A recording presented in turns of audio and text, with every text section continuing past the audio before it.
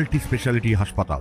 মেঘবেলা লাইভে আপনার পছন্দের টিভি চ্যানেলস সম্পূর্ণ বিনামূল্যে, শুধুমাত্র মেঘবেলা ব্রডব্যান্ডের কানেকশনের সঙ্গে। মেঘবেলা ব্রডব্যান্ড, বাংলার ঘরে ঘরে। উত্তর চব্বিশ পরগনার বসিরহাট মহকুমার মাটিয়া থানার পুলিশ বড়সড় সাফল্য পেল জাল নোট পাচার রুখে। শনিবার সন্ধ্যায় খোলাপোতা এলাকায় হানা দিয়ে প্রায় 34 লক্ষ টাকার জাল ভারতীয় নোট উদ্ধার করল পুলিশ। গ্রেপ্তার করা হয়েছে এক কুখ্যাত জাল নোট পাচারকারীকে। বাদুড়িয়ার এসডিপিও রাহুল মিশ্র এক প্রেস কনফারেন্স করে জানান, আমরা একটা ক্রেডিবল সোর্স ইনফরমেশন পেলাম যে মাটিয়া থানা অন্তর্গত খোলাপোতা এরিয়াতে একটা বাড়িতে বিপুল পরিমাণে FICN fake Indian currency notes রাখা আছে।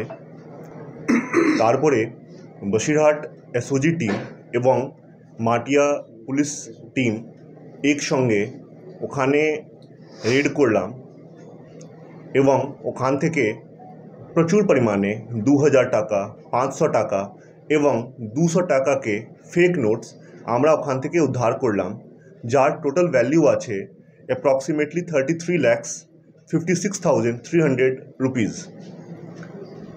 এই ছাড়াও ওখানে অনেক হোয়াইট পেপার কাটিংস ছিল, যার সাইজ 2000 রুপিস এবং 500 রুপিসকে সাইজ থেকে মেল করছে। আমরা ওটাকে भी সিজ করেছি। 2000 টাকাকে 294 হোয়াইট পেপার কাটিংস ছিল এবং 500 টাকাকে 469 কাটিংস ছিল। 294।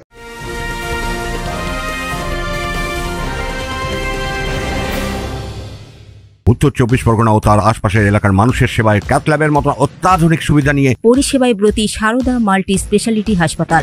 একই ছাদের তলায় মানুষ সাধারণ চিকিৎসা থেকে শুরু করে 24 ঘন্টা cath lab, MRI, CT scan, NICUর মতো সুবিধা এবার থেকে পেয়ে যাবেন সারদা মাল্টি স্পেশালিটি হাসপাতালে। প্রয়োজনে যোগাযোগ করুন 033-2592-0730, 2593-0730, 2593-3562 ও 9331275635 নম্বরে। আমাদের ঠিকানা Royal Park, Kalyani expressway, Barrackpore, Kolkata 7,121। Sarada multi speciality হাসপাতাল, পরিষেবাই হোক আমাদের মূল লক্ষ্য। এর এগেনস্টে আর্মস অ্যাক্ট এবং চিটিং কেস আছে, মাঠে থানাতেই কেস হয়েছে। এটা হতে পারে কোনো চিটিং মোড থাকতে পারে, চিটিং করতে পারে, ইয়া কি ইউজ করছে 2000 নোটসকে, এটা আমরা এর সঙ্গে ইনকোয়ারি করে বলতে পারবো, ইনভেস্টিগেশন করে বলতে পারবো। এটা এখন প্রিন্টারই পাওয়া যায়নি, কিভাবে নোট ক্রিয়েট করতে এটা এখনো পাওয়া যায়নি। এরা কি ক্যারিয়ার না অন্য কোথাও তৈরি হতো এখানে যে? এটা ওটাই বলছি আমি, রিমান্ড পরেই বলতে পারবো এটাকে।